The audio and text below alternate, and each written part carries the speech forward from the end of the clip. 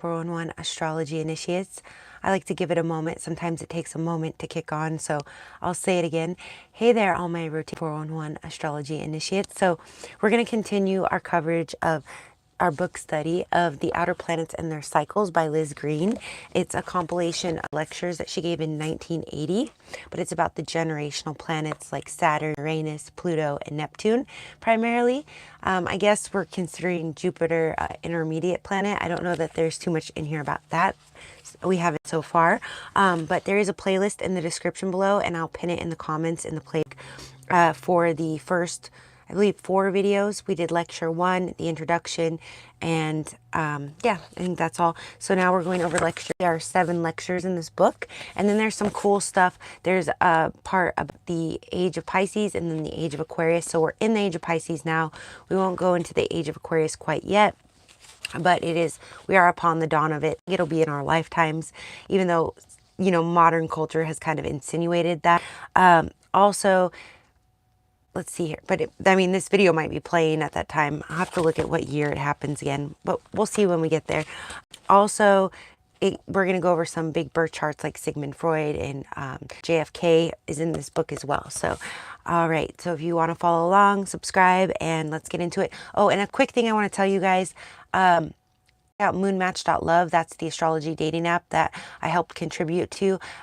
You can use my code rotation 411. I think it's 10% off. I went in there, so I know what the cost is, but you can add both coupons. They have the Thanksgiving coupon, and it's like thanks 2024 and rotation 411 coupon. And if you add them both, if you just want to enter the database, it's normally $15. You can get it for $8 and some now for November. So if you're one of my subscribers and you use coupon code rotation 1, you can get that deal.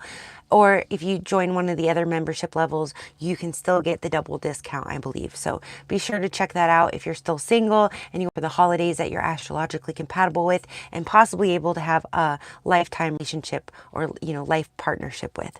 So with that being said, let's get into lecture 2. Another quick thing about that is same-sex come to apply, but the auto match feature is still being updated for that because we just implemented it for heterosexual couples. So you can still submit, it's just done manually still. So, you know, you are very welcome, but keep your eye as well for that coming out soon. That'll be pretty cool. It might be, I don't know how they're going to do it, but I'm excited. Okay. Anyways, lecture 2. This morning, I would like to begin by discussing a few examples of the workings of outer planet conjunctions with Saturn, which I began to touch on last night.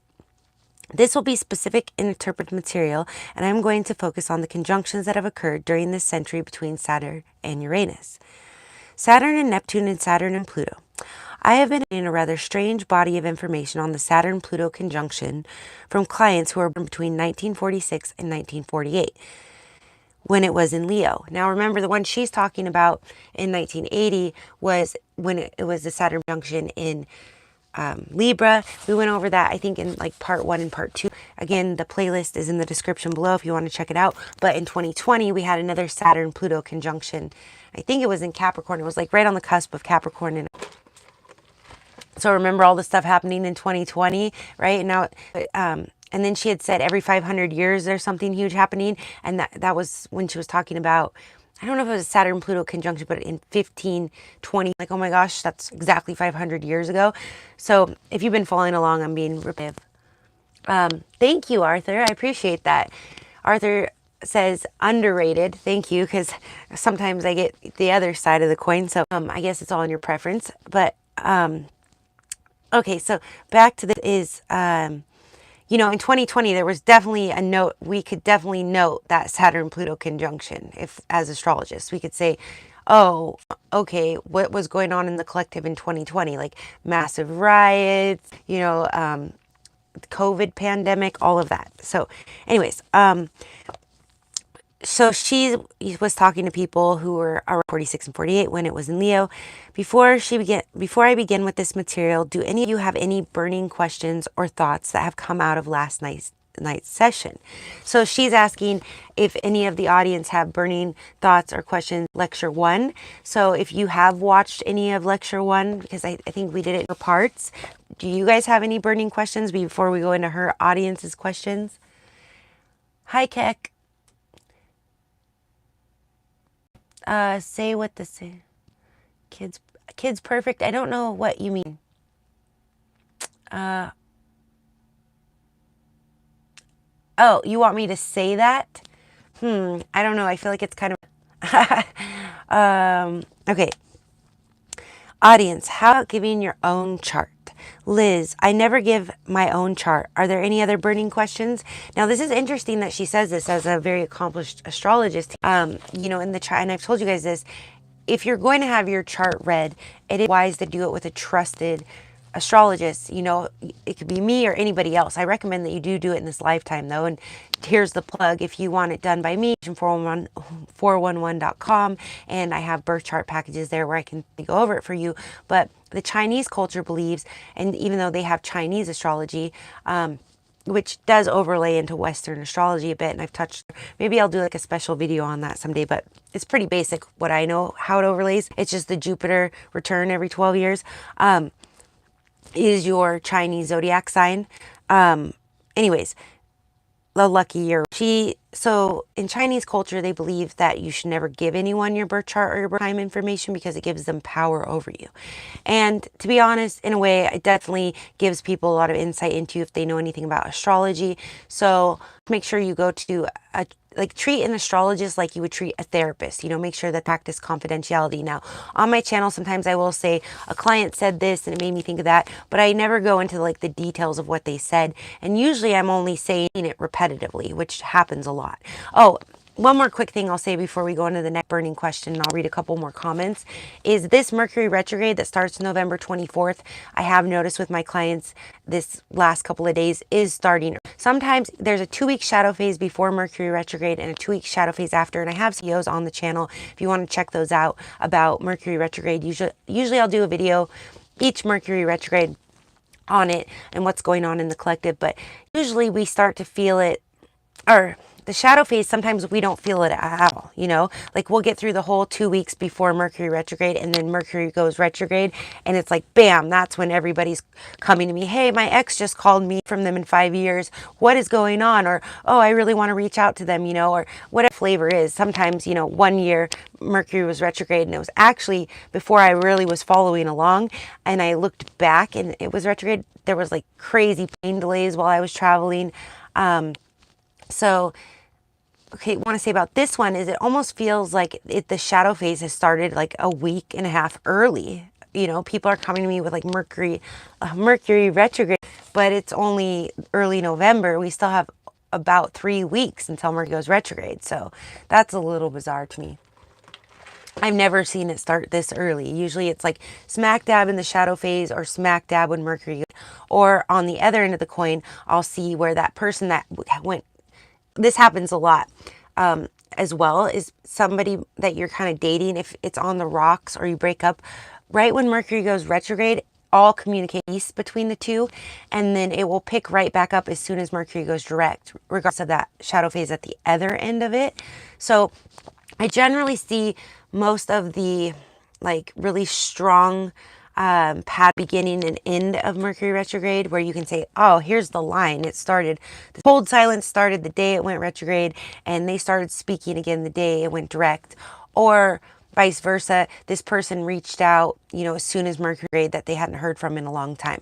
So usually it's the beginning, the end, or the phases where you're really going to be able to go, okay, that's probably Mercury retrograde doing that. Or during the middle part, you'll have technology issues, right? Or travel issues with technology, communications. The other quick thing I just thought of is, aside from my clients coming to me doing this already, I've also had a couple of tech issues already that are usually Mercury issues, the phone lines in our house just completely went out in the past week. I had to go to companies, bundle it with the internet and cable, and then, which is a good thing overall, but it was wait, this isn't supposed to happen for 2 more weeks. It just went dead. I did the old school company. And then the other thing that happened is I gave my man a Chromebook that my aunt had given me to use for work. And he's gone on there a couple times, but he's been procrastinating and he has to do this training for work. So he finally gets on there. They're on him to get it done. They're going to pay him or whatever on his off time. So he finally gets on there and he's like motivated to do it because it's driving me crazy how he's procrastinating. And all of a sudden the operating system has been wiped. Like it's just gone. So I'm like, great. We'll actually go get him some kind of computer because mine are kind of, I use mine for everything. So anyways, let me kind of see what's going on here. Okay, they're having a debate. Executive, who thinks this is a loop? I don't know what that means. Yeah, this is not hi Caleb, thank you for joining us. Okay, yes, I remember a bit. All right, so I'm back into the questions from the audience, starting lecture 2 in the book, The Outer Planets and Their Schools. And as the audience grows, which it's been a slow growth, but we probably will have to get moderators in here. Hi, Mason. So, audience, can you say something about Pluto in Libra? So this is what was happening in 1980. And for all of you born in the late 70s and early 80s, your Pluto is in the sign of Libra. Liz, I can try. Let's begin with what Pluto destroys or breaks down or heralds the end of certain kinds of forms. Right now we're in Scorpio season, which is Pluto ruled. So I talked about this a little bit in the last two, like part 3 and part 4 of lecture 1. I said this happens, I feel like, on an annual basis as well as we're going through Scorpio season. You'll kind of feel that what you've been working on since like late March, Aries season, the spring equinox, is now sort of going through sort of a death and rebirth around here.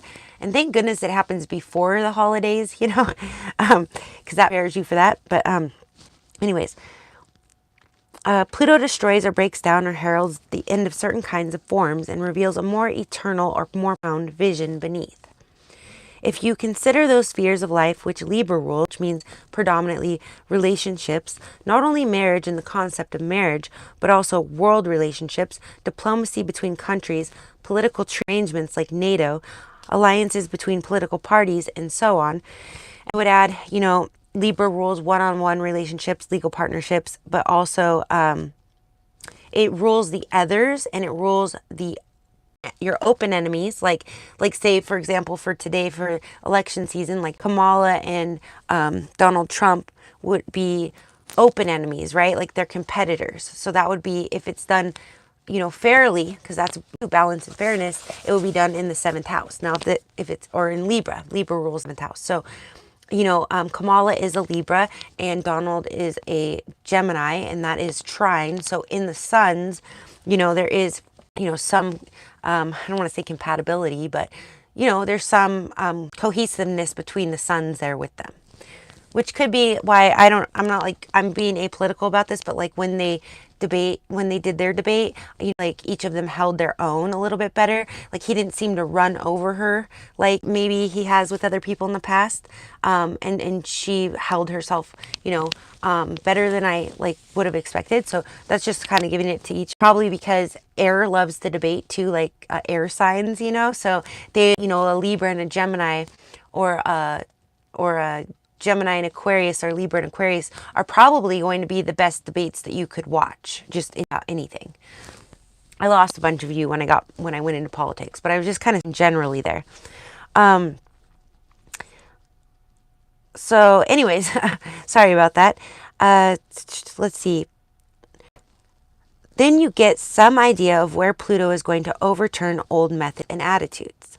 One of the effects of the transit of Pluto through Libra is certainly the altering of existing attitudes towards relationship. So again, this was happening in 80. You're going to feel this throughout your lifetime if you're a late 70s, early 80s baby. You're going to feel a lot of transformation in relationships, or maybe like that's part of your life purpose, potentially. I think it is certain, and also that generation created shifts. They come from like the first generation where everyone's parents are divorced, and then so they're kind of, anyways, I think it is certainly connected with the rise of the movement. Of course, these issues have always been with us, and individuals have always struggled with them. But they have never assumed the proportions of a movement. So she's saying she feels like when Pluto was in Libra, and I don't know the history timeline off the top of my head, but I would say that probably the 80s might have been late 70s, early 80s might have been where the feminist movements gained a lot of ground. I don't know. She'll probably elaborate more here, though.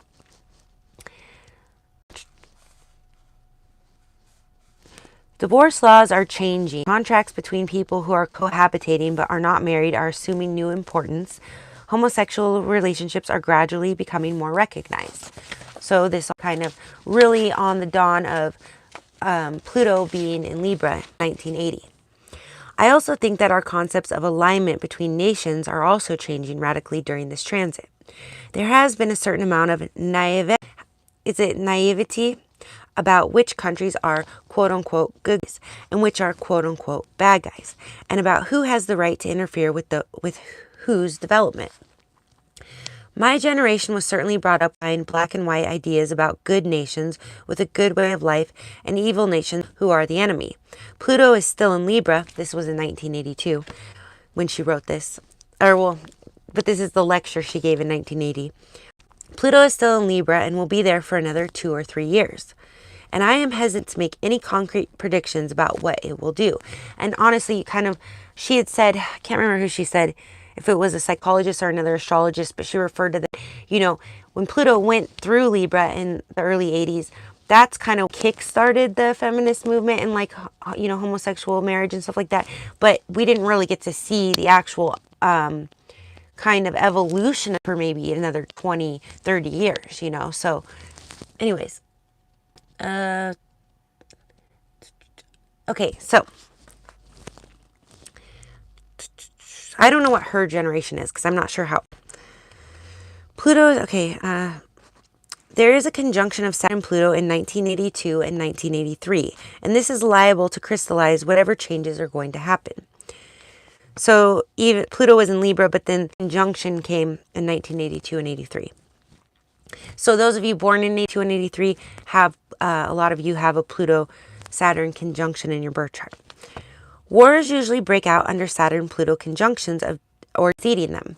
Again, we had it in 2020. There wasn't really a war, but there was definitely a lot of upheaval in the world. A lot of sort of domestic stuff, right? And that was happening Aquarius, Capricorn. So anyway, now in 2024, I feel like there's more sort of conflicts, in Ukraine. I know a lot of you are from all over the world, but Ukraine and Russia, and then we have the conflict in the Middle East right now. So,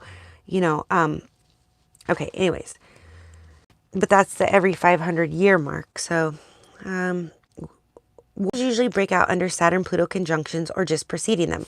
Okay, so she was talking about her friends from 1946 and 48. Wasn't that was like right after World War II? World War II was what, 1941 and 42? So, anyway. So she says, wars usually break or just preceding them, okay? So 1942-ish, 41, we had World War II, and then we had a Saturn-Pluto conjunction in 1946. And they may radically affect who's friend in the inner alignments. When Saturn conjuncts one of the outer planets, things have a way of manifesting in the world in a very literal fashion, which is not so obvious when the outer planet is passing alone through a sign. Something happens on the world Saturn is around. Saturn rules the midheaven, which is the topmost part of the chart. It's your status and reputation.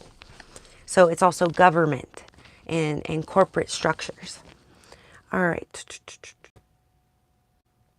Okay, I got to get better at saving my spot so we don't dilly-dally here.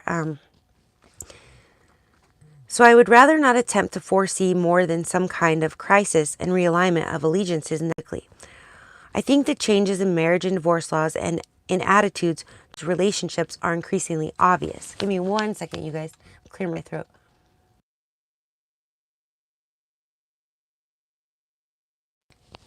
Thank you. Okay, still getting over something. Pluto entered Libra for the first time in October 1971, and we have come a long way since then in terms of greater sophistication and insight into the dilemmas of partnership. Things will never be the same again.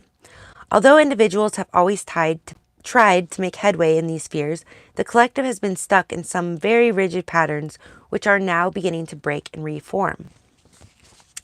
This diagram of the mountains back on the blackboard. Okay, let's see. I'll show you guys really quick if you. And this is the diagram of the mountain she likes to refer to. It kind of goes with psychology, subconscious, unconscious, all of that. I would like you to keep the diagram in mind because I think it helps to ground this paradox of collective and individual. Several people have asked me to talk about Chiron. Chiron's the asteroid, the wounded warrior. He's been in Aries he'll be there through 2028. Not very fun if you're in Aries. Anyway, I think he's actually exactly conjunct my sun right now at 21 degrees Aries. Last time I checked over the last few months. So that's painful. Okay. And I'm rather ambivalent about doing that. Firstly, because I don't know very much about him. Secondly, I'm not sure how seriously Chiron will be treated by astrologers in the future. And I do know astrologers, one I work with that's a programmer, they don't really think the asteroids are relevant because they like you can, and I agree with this. Can't remember the way I agree with it. I agree with it in a sort of different way, not with the asteroids, but they feel that, you know, you can see what you from the primary energies, so you don't need to really go into the asteroids.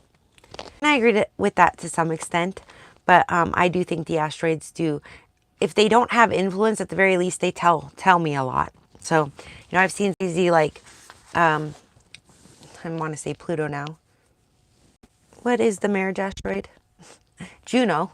I've seen a lot of Juno-like connections. This is the outer planets and their cycles. And last week, it's $150 on Amazon. And there was a used version that was around $80 if you guys want to follow along. I don't have an affiliate link or anything, so it's up to you. But if you want to follow the series, the link is in the bio below. So anyways, to the playlist. I made a playlist to make it easier. Okay. There was a great flurry of interest around the time the, quote, mini planet was discovered between Saturn and Uranus. But in the end, it turned out a bit like the asteroids, a sort of specialized refinement rather than a main component of the horoscope. Okay, so I guess around the 80s, they were trying to decide it was going to be a mini planet, kind of like Pluto's a planet and then he's not a planet and then he is a planet. In astrology, Pluto is definitely a planet, just like we call the luminaries planets, which are the sun and moon. They're not planets, they're luminaries, but we call them planets. We group them with the planets, just for shorthand, I guess.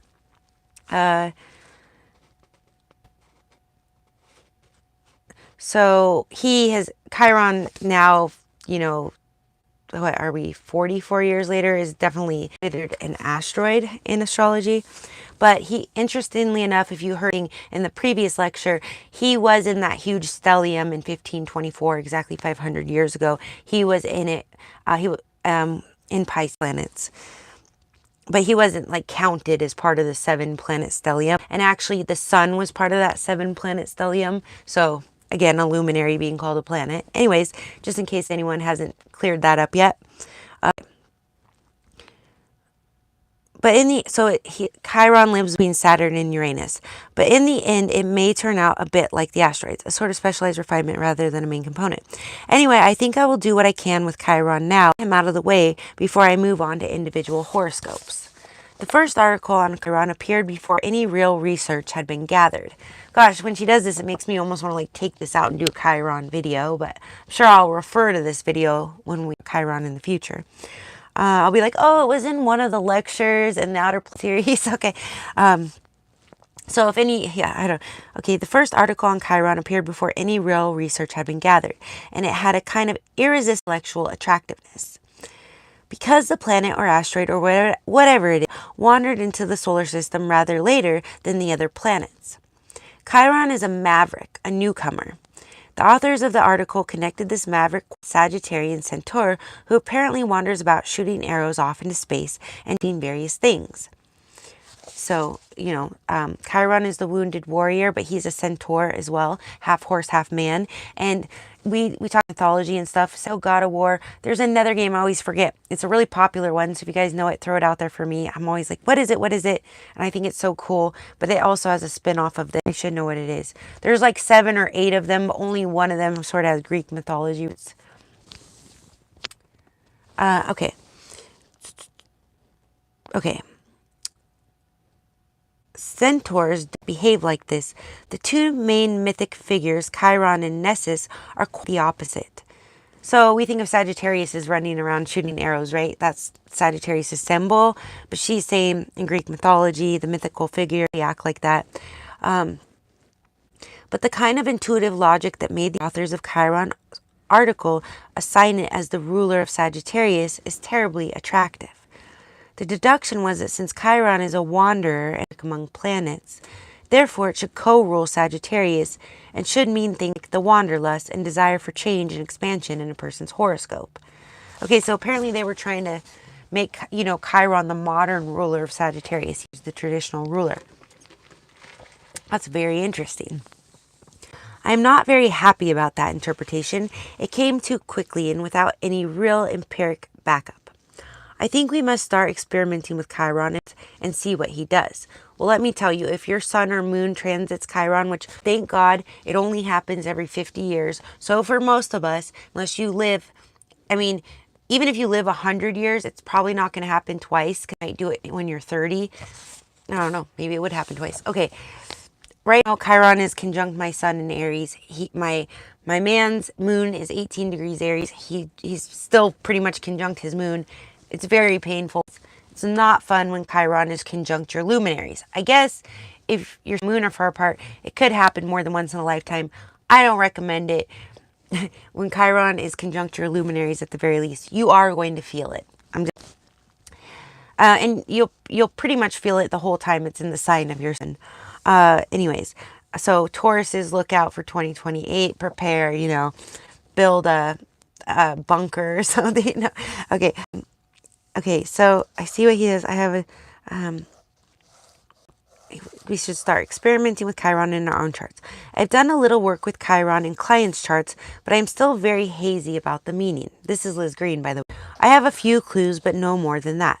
I've also tried another approach to Chiron, which is the thing I've already mentioned. The strange synchronicity between the time of a new planet's discovery and the emergence of the values it represents into collective consciousness. It's worth looking first at the discovery of Uranus, Neptune, and Pluto to demonstrate this phenomenon.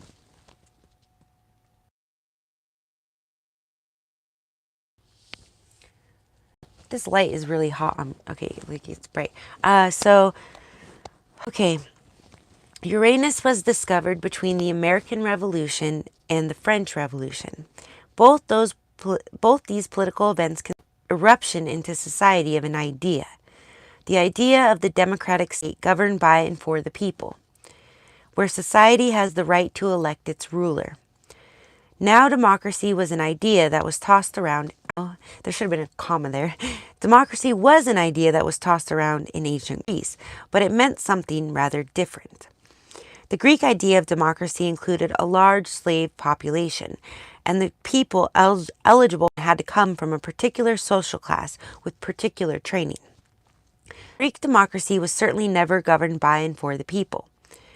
It was government by a noble elite who elected each other in and out of office. This is important to listen to. If you want to look at, today we have the big election in America. The vision of a democratic state is not new, but no nation had ever been capable of achieving it until those two revolutions in the 18th century. I think the very profound idea that an individual should not be bound by inheritance in ties of blood is a truly Uranus idea. Kind of like something we also take for granted in the synastry, especially, astrological compatibility, or just in our culture of romance or freedom of love, is that it's very new as well, the concept of not having arranged marriages. Still have clients in other countries that have arranged marriages, so anyway, it places consciousness and freedom of will above nature. Whether it is practically possible in a complete sense is not the point. The discovery of Uranus coincided with the very first attempt to build a nation's constitution on such ideas. Uranus also coincided with the dawn of the technological. Oh, and that was another thing I was going to say to you guys about Chiron, sort of the knowledge of Chiron expanding since 1980, is we've had the internet, more and more at our fingertips. So if I, an astrologist, find a bunch of correlation on, I can go publish it on my website or on my YouTube channel, and it doesn't have to wait and go publisher and all of that, and maybe you never see the light of day. So the information gets out to us a lot quicker. We can make quicker correlations and such. All right, so I do feel like there's a lot of expansion in knowledge on Chiron and the asteroids in the last 40 years with the internet. But you also have to kind of double check and verify that stuff. Does it really apply? You know, and you have to see it kind of over and over again to know that, because on TikTok, like I've told you guys before, I'll watch TikTok and they'll be like, oh, Venus is in Taurus. That's good luck for all the fixed signs, and they'll list off all the fixed signs: Taurus, Scorpio, Leo, and Aquarius. No, it's really not actually good luck for Aquarius if it's in Taurus or Scorpio, because that's a square. Anyways, so not everyone on TikTok knows what they're talking about. You know, take the knowledge and then put it through your own, how it applies, or learn it and then you know, see if you can refute it. Critical thinking, right? Okay. So you're coincided with the dawn of the technological age. I think there is once again an idea behind this movement. The same idea that man should not be bound and limited by nature, but can by the power of his intellect find methods and implement them to break the control of the forces of nature. Virgo moon. Of course, I'm going to edit. I edit my own stuff too in real time. Okay. This is the same ethic as the one underlying the political movements of man should, by the power of his mind, be allowed to become master of the world that he lives in. When you realize how much men bowed to the idea of fate and the bondage of nature in earlier centuries, then you will see what a very different spirit entered the collective at the time of Venus' discovery. Now, I do want to say that, you know, in a way with astrology, I love that great debate of fate versus free will, you know, and I go kind of to divine will versus free will. It keeps buzzing. So I do feel like some of it's fate and some of it's divine will and some of it's free will. I feel like we only have so much control over our destiny, and there are sort of inherited things that we have to overcome, like generational curses is how a lot of people like to put it. But, you know, I think it's a little bit of a mishmash. You know, we're evolving. So there's a lot of stuff that we are born with that we have to, you know, adapt to, integrate, overcome. But there's a lot that we can do if we are, you know, conscious and aware to change that. Hi. Oh, I think I'm getting the book, just in case you're just joining. The outer planets and their cycles. So, okay. Pluto is also very interesting to consider in terms of what was happening in the world at the time of his discovery. Pluto's finding coincides, first of all, with of the Third Reich. I will be referring again to this connection because I feel there's a good deal we don't understand about Pluto, and I am convinced there is a relationship with the psychological phenomenon of Nazi Germany. What World War II is still a great mystery. It cannot be explained by economic and political analysis. Something very archaic and dark erupted into society. We now have a tendency simply to blame Germany. I'm not convinced it's that simple. Something was unleashed around the time of Pluto's discovery, which I think has something to do with the collective shadow.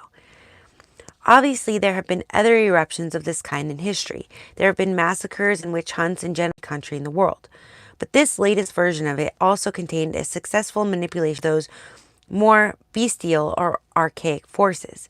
And I think the issue of power over these energies is connected with Pluto. I have a friend who, and I mean, this kind of, I feel like is a gnome, but when he put it to me this way, I thought it was interesting. He thinks that, you know, and it's kind of like how the planets are tied to Greek mythology, which were the gods. So he thinks that, you know, he's kind of monotheistic, I think is the way you put it, monotheist. He believes that the gods are the planets, that's what rules us. You know, I kind of believe in there's a divine, you know, overarching God force and universe that the planets are a part of, and it's all a homeostasis of all of it. But he thinks that, you know, the planets are our gods and that they rule us. So, I mean, I don't think he believes that really hard, but in ecology, in a way, if you look at it like that, like, you know, Pluto rules this sector, Saturn rules this sector. So what she's saying here basically is upon discovering these planets, it seems that their forces and influence become much stronger. So she's kind of examining, like if we look back 500 years ago when no one knew about Pluto, his energy might have been there, because we can now, with our math and calculations and ephemeris, see where he was then, even though no one could see him at the time. I'm sure there's still a subtle influence, but it seems that those influences become much stronger as we discover the planets, just to summarize. Okay. Because I know sometimes it gets kind of daunting just hearing someone read, and this is a book study, so, I'm avoiding any copyright thing, I believe, that way. But I also just really wanted to read it, and I didn't want to do it alone. So, okay. I mean, I don't mind doing it alone, but I just thought it'd be more fun to do with you guys. So, there have always had dictators, but I think the Third Reich was a first because it used psychological knowledge to further ends. Dictators usually dictate with armies, not with the power of hypnosis over the masses. She's talking about propaganda, like sort of the birth of propaganda in a way, or on a massive scale. I am sure that the positive features of this kind of insight are very bound up with the development of psychotherapy and analysis. But so far, we have really seen primarily the worst of Pluto. And yeah, so kind of she kind of went back to a negative there, but it goes hand in hand with Pluto and Scorpio rule knowing truth and knowledge and known secrets. So it definitely, Pluto, along with Pisces in the 12th house, has a huge influence, or is a huge part of psychotherapy or therapies, or the development of, psychology. Anyways, every planet has its light side. Perhaps the darkness of Pluto has as much to do with his repression as it does any innate malevolence on the part of the planet. But I feel the kind of power issues that emerged in the 1930s are very relevant to the meaning of Pluto. Clear my throat there. I am sure there are many more correlations to be with the discovery of the outer planets. Neptune, for example, was discovered around the same time that hypnosis began to be used and the first real exploit of the unconscious began.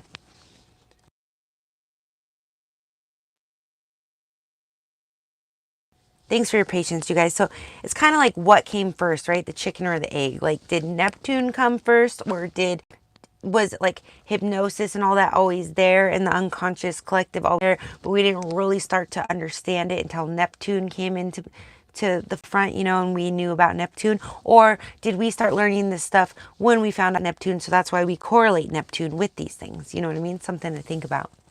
Sort of like Neptune is a symbol of when it was discovered.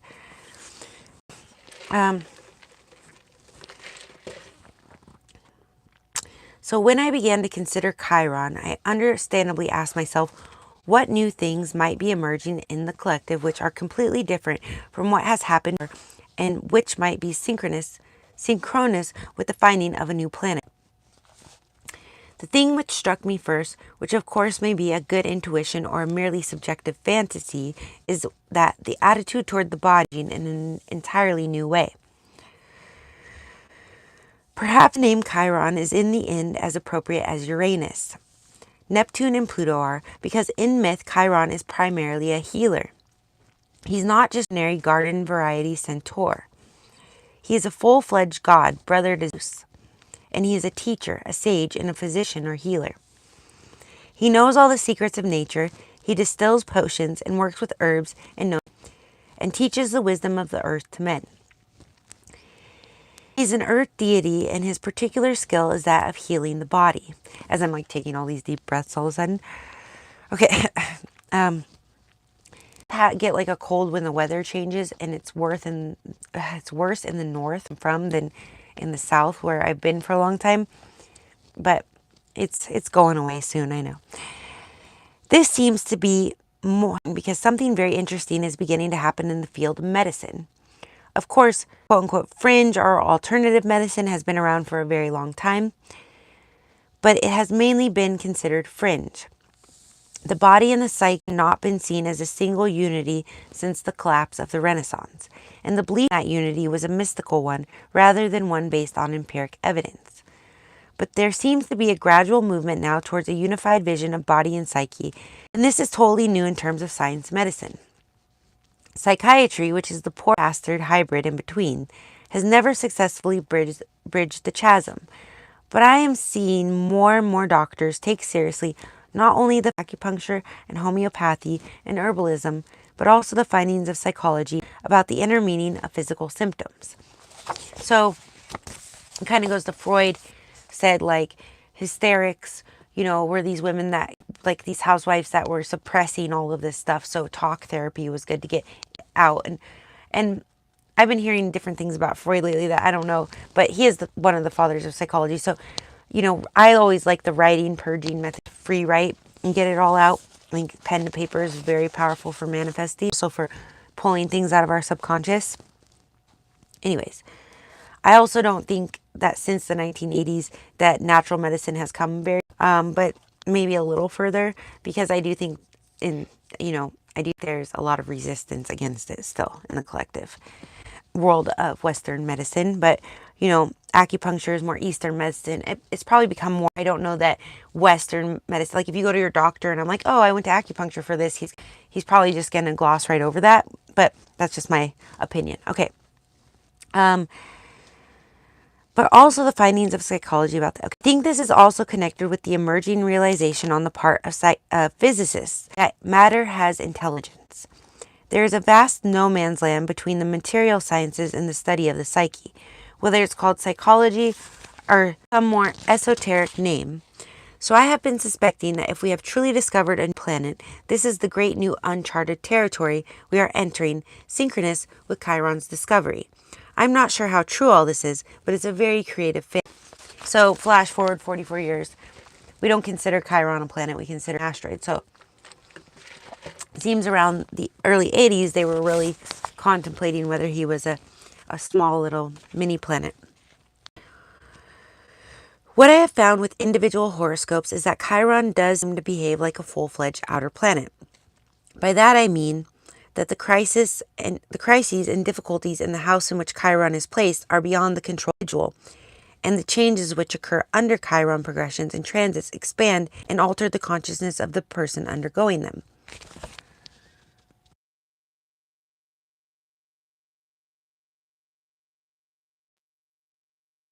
I had to get that out. So she thinks it does have a lot of influence. I'm trying to think what sign my actual Chiron's in, because he's trans. I think my real Chiron's in Gemini. Pretty sure. I think it's in my 8th house.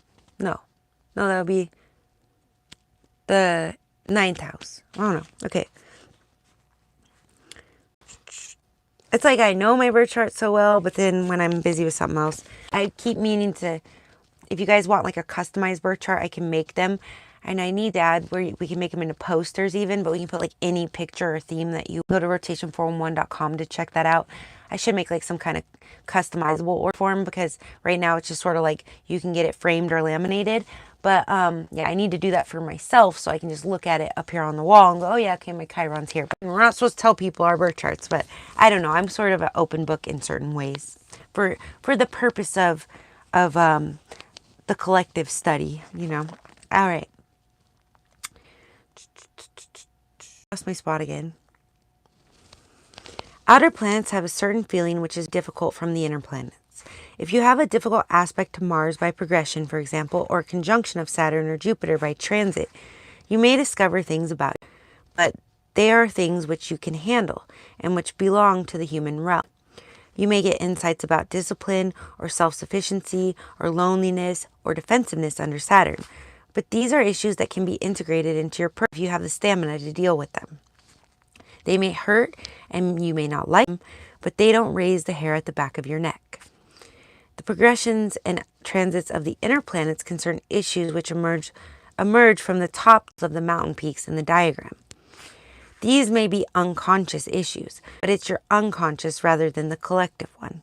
I realize that is a harder distinction than actually occurs in practice, but it gives a rough idea. So to summarize,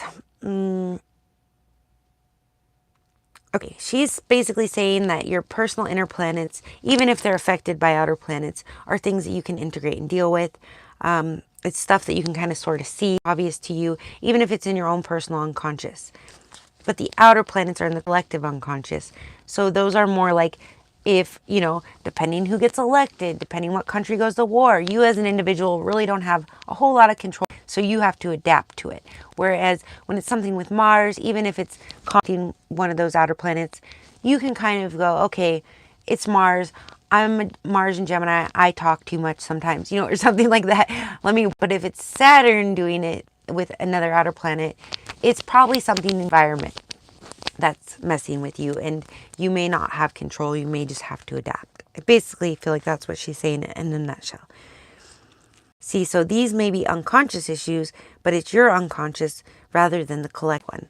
I realized, okay, so with the outer planets, on the other hand, you are introduced to an unknown realm. The outer planets stretch consciousness beyond the individual.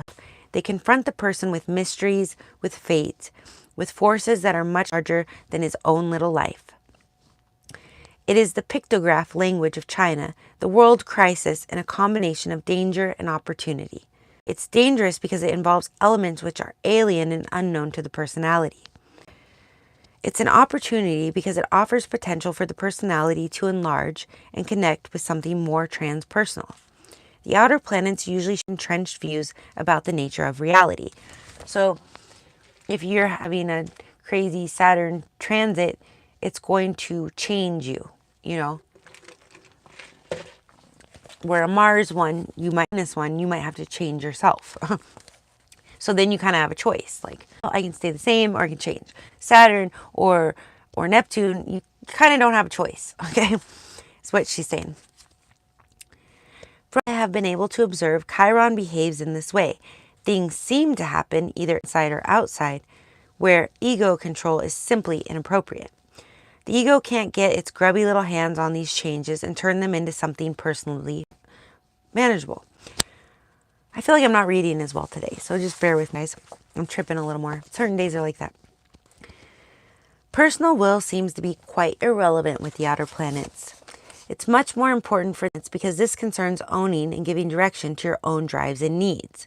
So if you have like a really bad outer planet aspect in your personal birth chart, you might spend your whole life railing against that energy, trying to change it, and you may change it in this lifetime. Also, whatever you feel that you have to rail against, look at your outer planets in your birth chart, Saturn and all of that. And then maybe it can give you at least enough wisdom to go, okay, I should quit knocking on that door. You know what let me go this way, right? Okay. Or, you know, maybe that's something I just have to, you know, turn a blind eye to in this lifetime, you know. I'm getting a call. I'm pretty sure it's my aunt. Nope, it's a scam likely. Cool, we can keep going. Okay. But with the outer planets, pitting your will against them only messes you up badly. Okay, exactly what I was about to, or what I just said. The most frequent occurrence I have found so far with Chiron transits and progressions is illness. Usually it's the kind of illness that requires some understanding of its origins and its meaning, rather than simple ordinary sense. Illness is one of the prime movers for us because it awakens so many fears and terrors and fantasies that center around what the body means. That's why modern astrologists, 1980, we consider Chiron the wounded warrior. That's what he's named for. There are classic, if you look at Greek mythology, he basically, you know, he traded eternal life for death because he had this, it was friendly fire even. Okay, there are classic crisis situations that are popular with the outer planets. One is that relationships or marriages threaten to break apart, like Saturn square Pluto. I always tell you guys, if you have Saturn square Pluto, like family, you might be able to adapt, although it's still going to affect you a lot in life, but being aware is going to help you. But if you have it with a parent, it's definitely something you should be aware of and learn about. But if you marry someone you have Saturn square Pluto with, please just don't, and especially don't have children with them, because you're basically just guaranteeing your children a very difficult life, or a much more challenging life. If you want to know if you have Saturn square Pluto with someone, you can go to divinetimingdatabase.com/star, or you can go there and click on the compatibility report and just enter your birth dates, and you'll be able to see very quickly.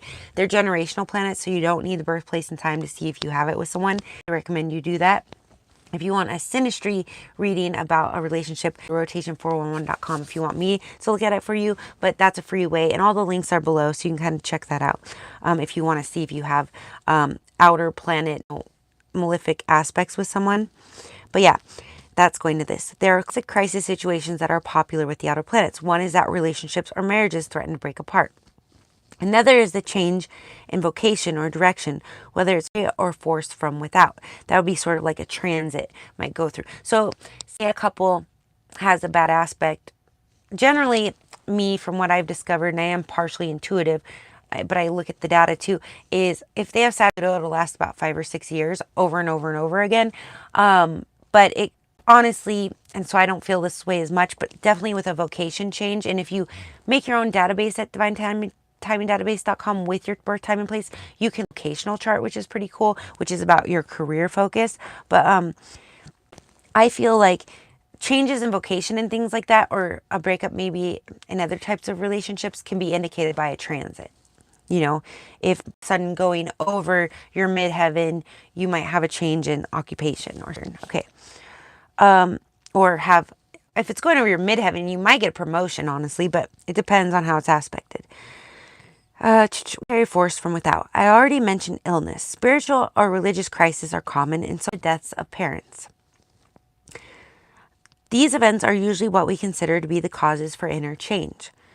But events such as these, I feel like I found something on where I could see the deaths of parents, but it's been a minute now, and I kind of have different things that are, there's a spotlight on for me for a while, so I'm sure I'll come back around to it, and then I'll refer to this video, but okay.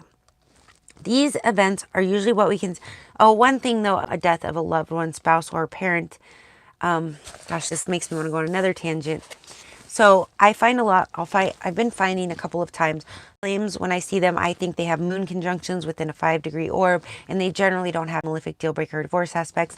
If you want to know more about that, I have a twin flame series on this channel. You can go check out more what I think twin flames, aspects are. But have a moon conjunction generally, or maybe even a trine sometimes. But I have found a couple of cases now where it really seems that they are twin flames based on all the aspects, but they have Saturn square Saturn, and square Saturn couples will never marry, usually are married to other people, yada, yada, yada. But if I have seen, like, more than once now, twin flame looking charts with couples where they have Saturn square Saturn, and they're coming because their partner died early. And I told you guys, I think the 7 club is people who have some kind of afflicted or unsupported Saturn, or it was a super powerful Saturn. I got to go look at all the charts. We're going to do a series on when I'm like kind of sitting around and pulling up all their charts, and then I'll kind of research them, and then I'll get on and tell you guys all about it. But there's something with the 27 club, that Saturn return. I think it has something to do with why they don't make it to their first Saturn return. So this Saturn square Saturn can indicate like early death in a spouse. So if you marry someone you have Saturn square Saturn with, first of all, it's going to be very hard to get married to someone you have Saturn square Saturn with. You're going to feel like you were supposed to be with them. I've even seen like perfect charts that have it, and usually it means they got married and there was early death. I've seen that at least twice now. And it was very distinct because it was like, this is a twin flame chart. Wait, you guys have Saturn square Saturn. Oh, the spouse died like within a couple of years of them getting married. So they didn't get to Saturn is longevity, father of time. So they weren't able to live out their lives. It was till death do them part, though. That is a thing. So anyways, okay, so I already mentioned illness. Okay, these events are usually what we consider to be the cause for interchange. The outer planets, they correspond to some profound internal change which can't be understood or lived until an outer planet event occurs that completely changes one's life.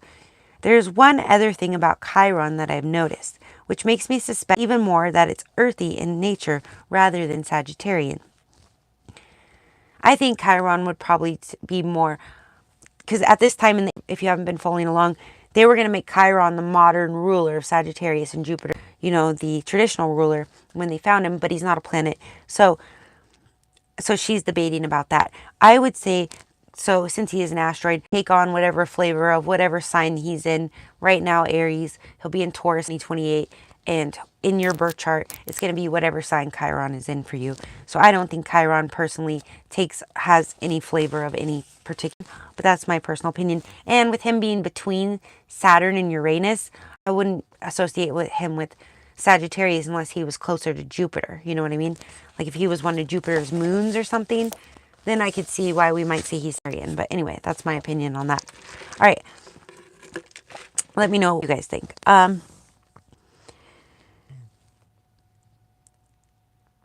Chiron appears with great regularity and synastry on close relationships. I found this particularly with sexual relationships. Now, again, you guys, my partner now, his moon is conjunct my sun, and we're going through this Chiron transit right over our sun-moon conjunction.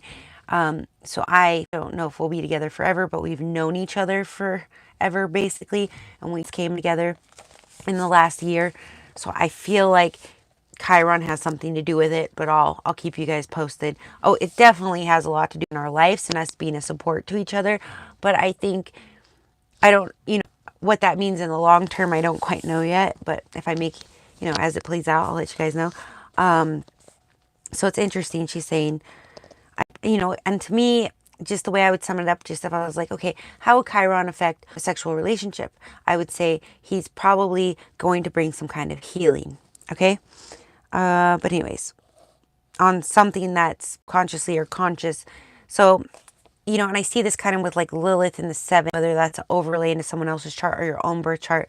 I would say that, like, if somebody was, and this isn't, but because I've seen like with Lilith in the 7th, it can bring sort of parts that are unscrupulous. So Chiron could bring like healing for something like that. Like if somebody experienced something as a child in that manner, Chiron could bring healing through a relationship if there's some sort of aspect there. For me personally, it's nothing like that, but it is maybe like things that more from my young adulthood that I didn't address. There's been a spotlight on because we have known each other forever. So he's like, hey, let's look at your history. And like, yeah, I was 20. I was stupid, anyways, but it's like, oh, out of sight, out of mind. He's like, no, it's something that's, I'm like, yeah, so it's definitely been a theme in our relationship. All right. Anyways, so Chiron appears with great regularity in synastry on close relationships. I found this particularly with sexual relationships. This has again led me to consider Chiron as having something to do with the nature of the body itself. Usually sexuality is considered in traditional astrology to be under the rule of Venus and Mars, and also Pluto. Definitely Pluto. If you consider a more psychological view of it, I think it's Pluto's more than that, but these planets describe emotional needs and qualities to which we are attracted. They don't really tell us why we should find some physical bodies beautiful, repulsive. To that, I would say it really would go to the ascendant in Venus, and Mars, I guess. Okay. Yes, I do feel that Venus and Mars do play a role in what we find attractive. But also the ascendant is going to be a big, like Virgo ascendants. I'm a Virgo moon. I don't know. I'm very attracted to them. Like, I guess physically, but just as people too, like their demeanor, male and female, just people that I like. I would say that I find them to be attractive people. Let's see. Anyways, so, and then I'd say like certain ascendants in particular, like Leo ascendant is really going to stand out to everyone, and probably because it's ruled by the sun, which is very attractive, and light is going to be attractive to a lot of people. Hey, Osmond. Welcome, Aquarius. My Aquarius club. No, okay. All right, let's get back to it. So my battery is getting low. I'm going to stay on until 3:30 Eastern time. I was going to get on at 2, and I took an extra half hour to get myself together here. But I always kind of give you guys a heads up. So if you want to subscribe and follow along as we go through the book, the outer planets and their cycles, you can do that. There's in the description below. I'll pin it in the comments in the playback. If you want to watch the couple videos from lesson 1 in the intro to the book, there's 7 lessons. We're on lesson 2 right now. We're talking about Chiron. So I'm going to try to, let me just see if okay. So it goes to the audience question in a moment. So I'm just going to finish this. It's about another pair. So, and then, if you guys want to ask me anything, It's 3:30 Pacific Standard Time, give or take. So I'm probably going to pop off here in a second. I got to run to the grocery store and get dinner going. And I also was supposed to work on organizing today, but I didn't get around to that. Anyways, I'm always organizing, but anyway, Virgo moon. That's my favorite thing to do. I'm like, oh, we can't go out and play. We've got to get nice first. Otherwise, I can't find anything to get dressed to go anywhere. You know, so if you consider a more cyclic, but these planets describe emotional needs and qualities to which we are attracted. Don't really tell us why we should find. I disagree with this part here, but anyways. There is a mystery about body chemistry which no amount of psychological mapping seems to be able to answer. So I'm just disagreeing with the part where she's saying that Venus, Mars, and Pluto don't have chemistry. But she's attributing Chiron, which I am interested in open hearing now. So some of the newer therapies, such as bioenergetics, concern themselves with body energy. We're back to the borderland between psychic and physical. This is really all I can say of Chiron. I haven't the foggiest notion how to interpret it in a practical way by house and sign. I said that I have only intimations. I have a very shame that it's earthy in nature, and because of this, if we must assign it to a sign of the zodiac, I would suggest either Taurus or Virgo, both of which share a ruler with another sign. Virgo is not with Mercury because there are attributes in Virgo that aren't really described by the mercurial rulership. I don't know. I think kind of, because I have a Virgo moon, so I can say this, there's a nervousness too that I think is sort of like what's the word I say? Not juxtaposition, but like a tension that Mercury gives Virgo that creates a sort of nervousness sometimes, like almost like a nervous system thing. And I feel like Virgo might be one of the ones that's associated with like nervous system stuff. So, you know, Virgo can really pick up on that, like nervous energy. Other people can really drive us batty. So I think whether you're Virgo rising or moon, so I do feel like it almost makes, even though Mercury may not be the most comfortable place for Virgo, I do think it kind of describes Virgo, okay? I mean, Gemini may be a little more comfortable with Mercury, but at the same time, maybe a little quicker to adapt, but they are both mutable signs. But there's a slight bit of that nervousness in Gemini. I feel like that's part of Mercury's energy. I feel like Gemini, just from what I have in my chart and who I know, I feel like maybe is a little bit quicker at going, okay, let me diffuse that or transmute that, you know, because Gemini is always like doing a million projects, but so is Virgo too. So I don't know. Virgo may be like, okay, so we have a friend who's a Virgo and we go over there and he's like, we're going to do this. You came to help me with this, but first let me go do this is, you know, hey, I'm a Virgo moon, so I'm over there. Okay, you know, what do you want me to do? So I'll work on this pile for you, you know, and my guy who's a Virgo, who's exactly conjunct our friend's sun, it drives him nuts. And then we'll be home and I'll be doing it, but not as bad. And he'll be like, you're just like Nick, you know, you're just like our friend. And I'm like, well, a little, I mean, it's the Virgo, but you're in Virgo. So that's probably why he hangs around us, even though it drives it. It's like he can't live with it, can't live without it. All right. So I kind of disagree. I think Mercury's a really good description, and Liz Green doesn't have like her sun or her Chiron in Taurus or Virgo, and so maybe it's a little flavored. You know, I try to tell you guys, for me, I'm like, well, I don't know, it might just be me, right? So I don't know. I kind of wonder if Liz Green has some, that's why she might feel this way or something. But I'd be curious to explore that more, like if I could talk to her, like, why do you think Chiron is earthy, Taurus or Virgo? And then also, yeah, that, because she kind of ended up right here. She says Virgo is not very comfortable with Mercury because there are attributes that are really described by the that aren't really described by the mercurial rulership. See, I disagree. Mercury rules reading, writing, communication. Virgo is very adept. So analyzing, analytical thought. So I very strongly disagree with that assessment. But anyways, and I think there are qualities in Taurus which don't really fit Venus. this is where I would kind of agree, because when we associate Venus with relationships, I always tell you guys, I feel it's more the Libra Venus.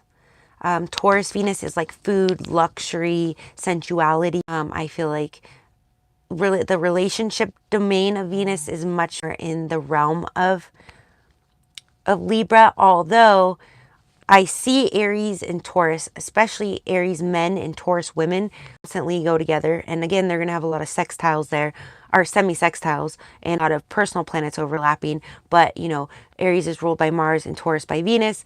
And so when I see a lot of the time, I see it the other way too, like female Tauruses, but I see a lot of, in lifetime partners, female Taurus. So that's where I'd say I do see the Venus there with Mars. With the Aries Mars a lot.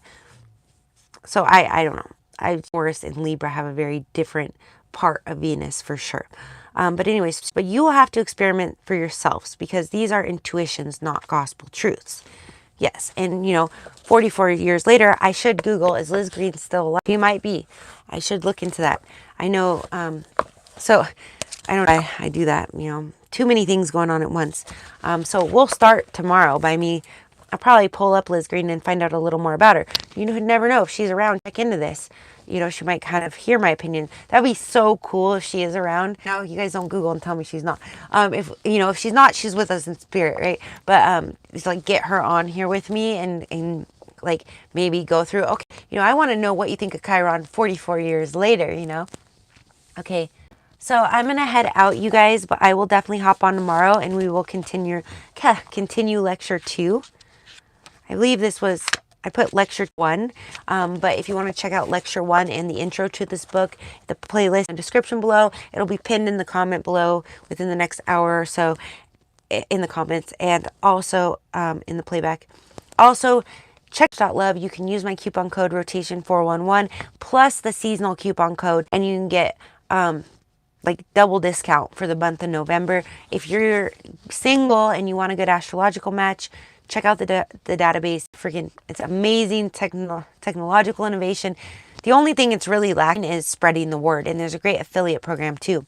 I know some of you, I saw one of you, one second. I couldn't for like 30 more seconds. I know one of you has your own astrology channel. I just saw you subscribe. And you get better about having all the names pulled up when I get in here. But I see your guys' comments and everything. So I subscribed back to you, by the way. Of course, I don't, it's like See, the problem is I have the option, you know, am I going to have my YouTube notifications on my regular YouTube app or my YouTube Studio app? And somehow it's giving me notifications with all the channels I watch notifications. Oh wait, so I got to go into the email. Let's see. Let me do this real quick.